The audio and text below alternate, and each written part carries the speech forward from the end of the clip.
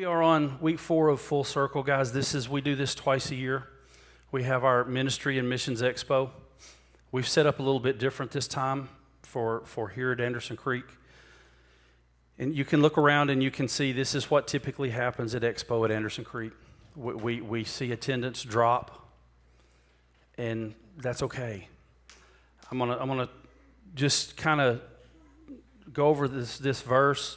You know, Paul's writing, and he says, "In everything I did, I showed you that by this kind of hard work we must help the weak, remembering the words the Lord Jesus himself said, it is more blessed to give than receive." We often hear that message, that passage, and we hear it tied to money. Okay, guys, money's just a part of it. Okay, and we can't get hung up on, well, but I give my money. Because God may be asking more of you than just your money. And, you know, I often relate it to, you know, my kids growing up, because it's amazing to me how similar God must feel about us sometimes as parents feel about kids. You know, you tell your kid to go clean up their room, and they go get the dirty dishes out of their room, and they go to the kitchen and they wash those dishes and put them away. And they feel like you should be thrilled that they wash dishes and put them away. But in the meantime, the room is still a mess. We do God that way sometimes as well. Well, I even gave 20%. God, you should be thrilled that I gave 20%. And God's saying, I didn't ask you to give 20%. I asked you to invest your time in this person, or I ask you to work in this ministry in the church, and we're going to go through that. We're going to go through the opportunities here in a minute, but the idea is we have a philosophy here at RockFish Church, and I can tell you that this is how it works, because I'm standing here because it works. The philosophy is see a need, meet a need. Okay, you're not always going to jump in where you're a 10. You're not always going to jump in and go, this is exactly what I'm called to do in life. Okay, I started when we had 2 services. We had a Friday night and a Saturday night service, and we cooked hamburgers, and we served hamburgers and fries, or chicken sandwiches and fries. And that's where I started volunteering. Guys, I had worked in restaurants for 20 years. I had worked hard to change my life so that I was no longer working in restaurants. I did not want to flip burgers because I loved flipping burgers. But see, the other side of that is your giftings and callings will make room for you. Daniel didn't walk in and say, I want to be a worship leader at one of the campuses. Daniel had to serve on the worship team at Rayford. We see it all the time. We have people that have most of the staff at RockFish Church did not come to RockFish Church to be staff. They were already a part of RockFish Church, and then an opportunity opened up. Not saying that you'll all be on staff, but the idea is you see a need, you meet a need, then your giftings and callings make room for you. And we together, we work with you, and we find that spot where you're a 10. And then sometimes you never know. You may get in that spot that you said, yeah, I'm not so sure about that, and find out that that's where it is. That's where God has wanted you all along. So we have all these opportunities. But I want to talk about probably the biggest opportunity, and the one that would have the most impact on the world around us. And that's the opportunity to invite people to come to church with you. There's no better marketing or advertising that the church can do. We can do outreach ministries. We can do feeding programs, which typically don't lead to people coming to your church. I'm just be real with you about that. We can do all of these wonderful things to go out in the community, but the single biggest thing we could do to reach our community is for members to invite their neighbors. And some of you are in here today because you were invited by a neighbor. Okay, so that's just And we have other families that are normally here that aren't here today that's how they got here. Okay, we try to make it easy. Guys, we have these cards. There's a little round table back here, and these cards are on there. They talk about the sermon series. Okay, these are cards you can take and leave on the break room table at work, or you can hand them out. We have, you're invited. RockFish Church, they can scan the QR code. It tells them the service time here is at 10:30 on Sunday. And then my favorite is sit with me this Sunday. Now, if you give this to somebody and they say they're going to be here, then you've committed yourself to be here. Don't have them show up looking for you and you're at the beach, Anderson. I'm sorry. That part wasn't supposed to. No, I'm just kidding. But guys, the numbers, I don't have the numbers off the top of my head, but the statistics of the percentage of unchurched people that say they would attend church if they received a personal invitation from somebody they know, that figure's astronomical. These are people that don't normally go to church, they would if you just ask. And we could stop all church advertising. We could stop all church social media if everybody would make it their mission to make sure all their neighbors got a personal invitation to come to church. That's just the reality of it. All this other stuff is great. All these other opportunities are great, but that one's easy. And that one's not just serving inside the church. Now, we have opportunities during service. We have worship, obviously, guys. You can see we have needs. I'm glad we have tracks. It drives me crazy seeing this keyboard and this drum set up here every week. If it were up to me, we'd take them down and we'd put them away till we had somebody to use them. We have opportunities. We even have a school of worship that will teach you how to play some of these instruments if you don't know how. Okay? We have those opportunities, and Daniel will be here today, and he can, if you have any questions about being on the worship team or the school of worship, Daniel will be able to answer your questions. We have the tech team. Guys, we need help in tech. I know it always looks like there's a full booth back there, but we've really got some people back there that I need to move them somewhere else, because where they're a 10 has already we've identified that. And while they do great in tech, they may be maybe a 7 or 8 on the tech team. I need them somewhere else where they're a 10. And guess what? When you find that spot where you're a 10, that's where you're going to be the most fulfilled. That's where you're going to be the happiest. We have the kids. Guys, I've talked about the kids. Last week, I was so excited last week. Last week was a huge success for us. We had 3 classes open. All of our kids were cared for in the way they should be cared for. They had a lesson, except for the littlest ones. I mean, we are realistic. We understand your 1-year-old is just going to play. And guess what? We had a place for them to just play. We had the lesson that was suited to the 3 to 5-year-olds. And to see those kids come out with their craft, and they were excited about it. Now, was it the thing they made with the pipe cleaners? Was it what the lesson called for? No. Doesn't matter. Parents, you understand this. What do you want to know from your kids when you pick them up from children's church? What did you learn, and did you have fun? Right? If they learned something, if they had fun, you're good with it, because you already looked and decided it was a clean and safe environment, or you wouldn't have left your kids there.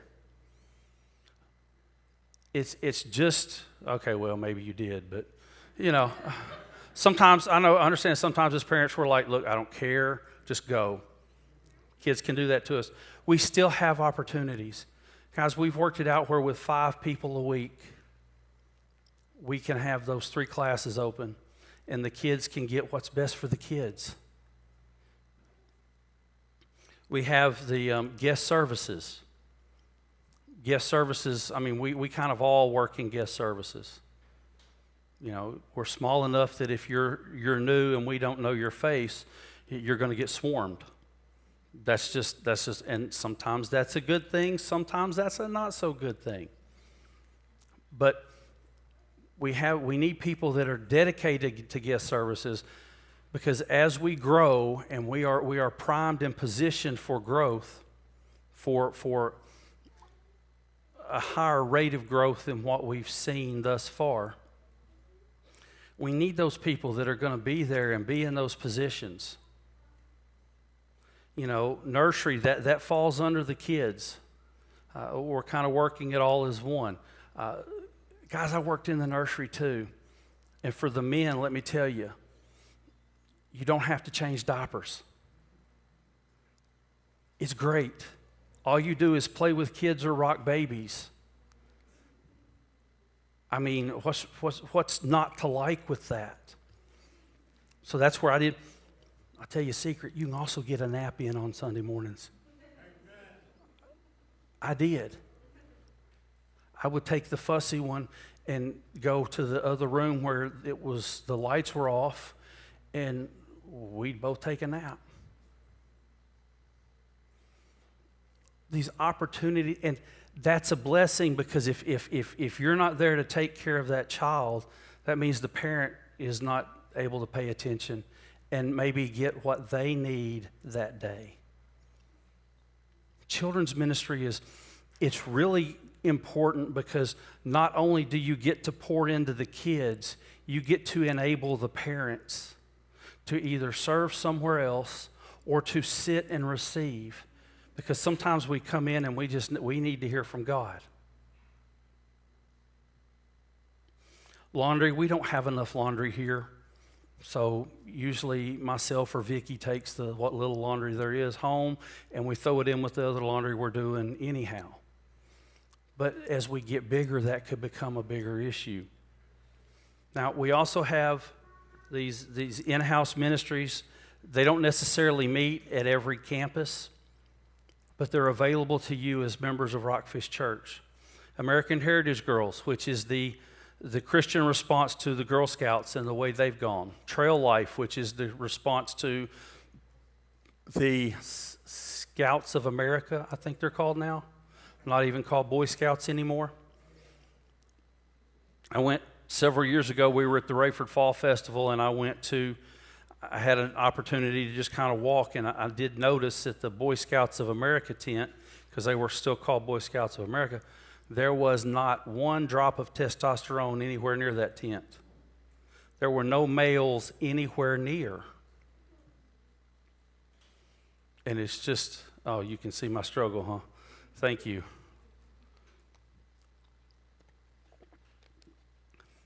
But Trail Life offers this opportunity for your young men to be mentored and be brought up, and to reinforce what you're doing as parents to raise godly young men. Divorce care. Guys, divorce is a real thing. We would love for there to be no need for divorce care in the church. But unfortunately, it's just a fact of life in this culture. So we have a ministry where we have a class that you go through. I think it's a 13-week class that you go through and how to deal and navigate some of the issues that come with divorce. We're not encouraging divorce, but we have people come to the church all the time that are already divorced. And so what do? You deal with what is. Celebrate Recovery. If you want to know anything about Celebrate Recovery, Andre could tell you a whole lot. Andre's been a part of it and had some leadership in it, and so he knows about that. We have the students that meet on Friday night at the Rayford campus. That's open to any students, because we don't have a whole lot of teenagers here.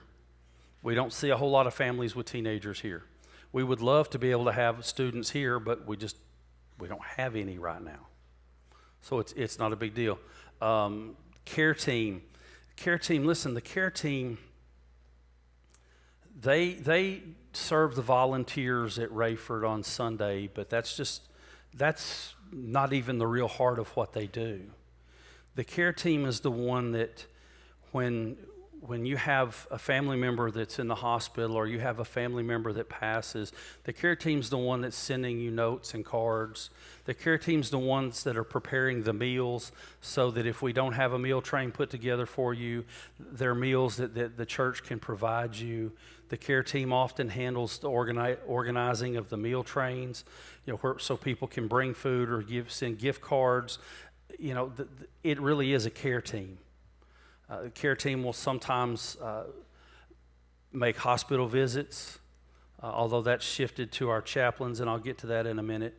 We have the ladies ministry. The ladies here are doing a Bible study each week through the Bible app, and I hear the communication and the talk, and I see when Jennifer, when she's trying to work and signal just keeps going off. It's just like ding, ding, ding, ding, ding. And she reaches over and silences her phone. Because, guys, these ladies can talk. And it's great. It's wonderful. It's fellowship. We don't always have to be in the same room. I told Patrick, I said, basically what the ladies are doing through their study there is the same thing the men were doing on Saturday mornings when we were meeting together. Just men, we don't talk on Signal like the ladies do for whatever reason. The studios, RockFish Studios, you saw, if you were here last week, you saw the video. The studios has several projects coming up, and working with the studios is just a lot of fun. And the yard sale stores, that's all I'm going to say about them. No, we have 2 stores that where they're thrift stores. So if you have items you need to get rid of that you want to donate, those stores, the money that they raise, anything over and above their expenses goes to support missions and outreach. It doesn't go to pay staff or to pay light bills or anything like that. That money is set aside and it's used just to support our ministry partners and other outreach efforts. Now for discipleship, we have small groups. Our small groups here are meeting on Friday nights here at the church for now. And as a member, you have access to Right Now Media for free and everything that's on there. All the studies we're doing in our small groups, that's one good thing about it being that they're done through Right Now Media. So guess what? If you miss a week, you can still keep up. But you have access to all of that, all the studies, a lot of great stuff, whether it's you want to learn about topics or you want to learn about books of the Bible, and you get all of that. Then we have our reach teams. This is when we go out in the community, we have a community reach team that will be hosting a community event in Plantation, where is it? Lexington Plantation, which is over, it says it's in Cameron, but it's over off of 87. That's where the next event will be. It would be great if we could support that event. That's coming up on August 24th, I believe it is, next to last Saturday in August. And then we'll be doing other events in other areas based on where the campuses are. We have our homeless teams that work. We partner with the Dream Center, and then we have teams that go out into the camps where they are and minister to them more than just handing out food. Nothing wrong with handing out food, but I've talked with several pastors in the area, and because they have they have long lines when they have their food pantries open, and they give out a ton of food. And I talked with one, and he said in the 20 years they've been doing it, he can count on one hand the number of families that have started attending the church because they got food from the food pantry. Those programs are handout programs. We try to do more than just a handout program because everybody's doing handout programs. So we have our pro-life team, which works with 40 Days for Life, Embrace Grace. They do so much more than just stand on the sidewalk, though. The stories coming from our pro-life team of the babies that have been saved from abortion, the abortion pill reversals that have been successful. Our pro-life leaders were actually asked to speak at the 40 Days for Life National Convention last time because of the success they had with helping women reverse the abortion pill. And so it's so much more than just, standing on a sidewalk holding a sign. We have our emergency response network, and then we have our prison team that is right now, when they go into the maximum security section, they'll have 35 men come for Bible study. In the open custody section, they'll have 10 or 12, but here's what's neat about the open custody section. Those 10 or 12 are usually 6 to 12 months from getting out. So they're looking for something different, some way to get out and not be right back in. So we have those opportunities. I mentioned the chaplain program. Our chaplains right now are building relationships with 4 local hospitals, with 2 funeral homes. Funeral homes ask us, they said, yes, but we need people that know the military. It's amazing the numbers of military deaths that we're not hearing about. And that's all I'm going to say about that. They're also supporting, we have 3 elementary schools that they're partnering with. Yes, we're able to put chaplains in elementary schools. Think about it. Now, our focus in the elementary schools to start is to minister to the teachers and staff, right? But that's also going to lead to opportunities to minister to the kids and the families. And we have opportunities. In the last 6.5 weeks, they've logged over 70 hours with over 100 engagements. Because, see, the chaplain program, we're going to, in December, we will be licensing chaplains, but those that have met the requirements. It's not just take a class and get a set of credentials. Take the class, now go do the work. Log your work, and chaplains can be men or women. Husband and wife teams are great, but we do have some single women that are chaplains. We have some single men that are chaplains.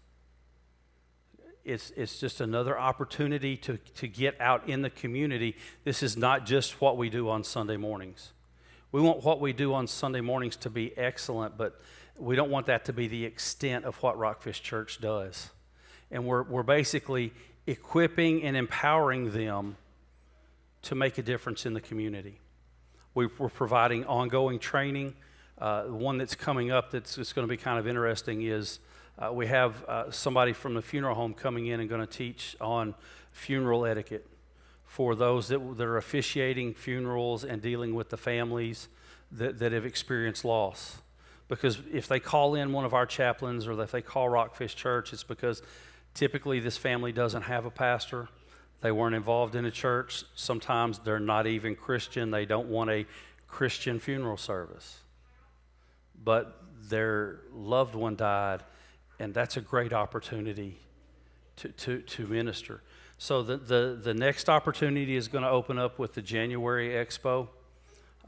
By that time, we will have finished the first class. We'll have made all our mistakes on the test group and learned a lot, and hopefully we can be even better with the next time. Chaplains that are licensed then will have ongoing expectations to maintain their licensure. It's not a one-and-done program, but this sets them up and will give them credentials so that like with the hospitals, because they're chaplains, they're our chaplains, we can go in and visit outside of visiting hours. So if we have a church member that's in the hospital, we're not limited to visiting hours. Anybody can go during visiting hours, but the chaplains have access, pretty much any time, and to be with the family, and chaplains that can be there when the doctors say, look, it's almost time. And so pray for our chaplains, because most of them, they're great people, but it's an avenue of ministry, and like everybody else that's ever taken a ministry position, they don't know what they're in for. You don't know what you're going to face, and we can't train anybody on every situation or scenario you could possibly face. So pray for them because they're going to be in the trenches dealing with some hard stuff. Now,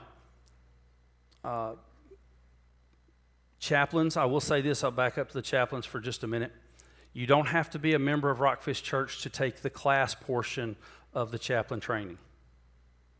Okay, but to go through the internship and the licensing process through RockFish Church, yes, you would have to be a member of RockFish Church. So we do open that up. Now, how do you get involved? Patrick's going to be right over here talking about starting point. Starting point is your pathway to membership. And then from membership to being a volunteer. Guys, you have to be a member to volunteer. We're told to know those that labor among us. That's why we do it. We want to get to know you, and we want to get you to get to know us. In starting point, we talk about some of what we believe and why we believe it. We talk about some of the why we do things the way we do.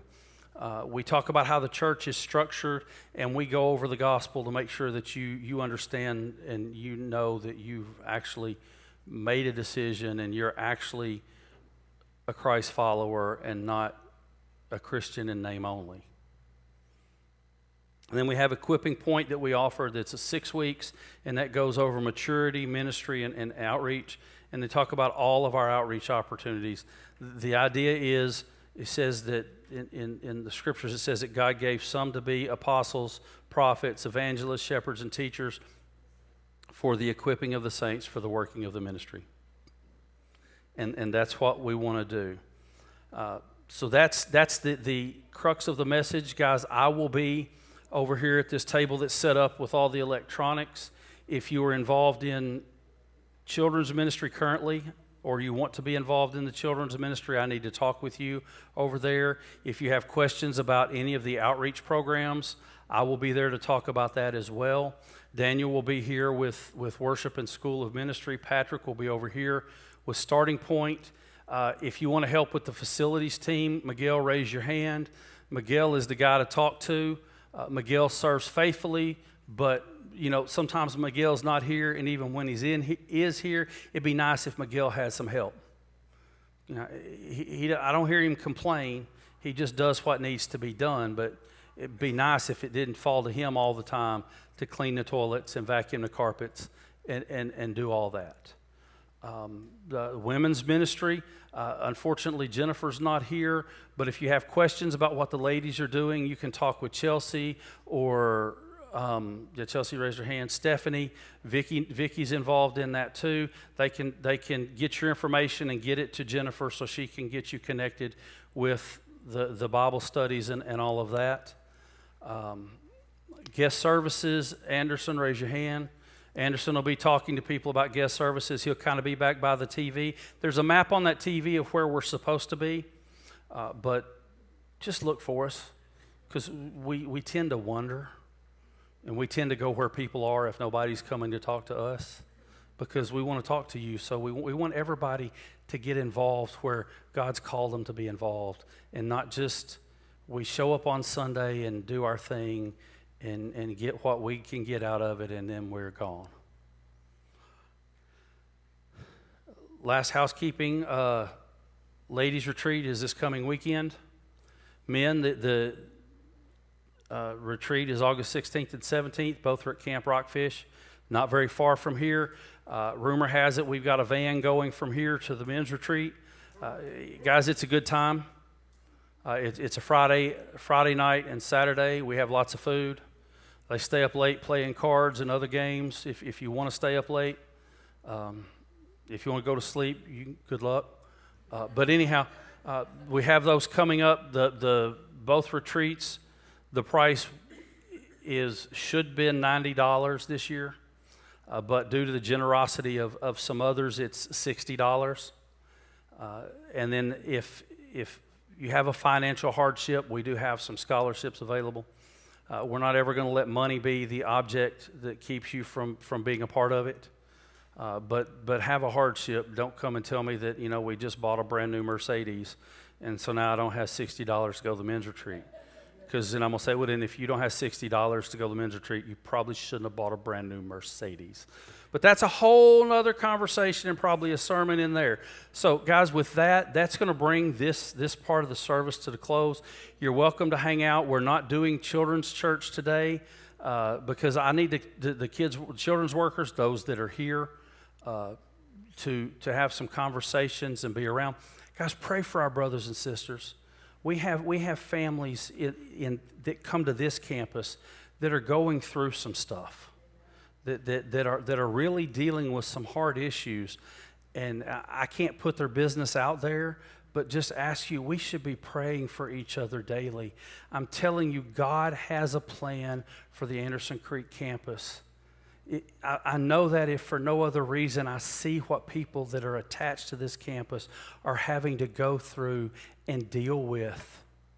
And we come in on Friday for small groups, and we have no audio anywhere in this building.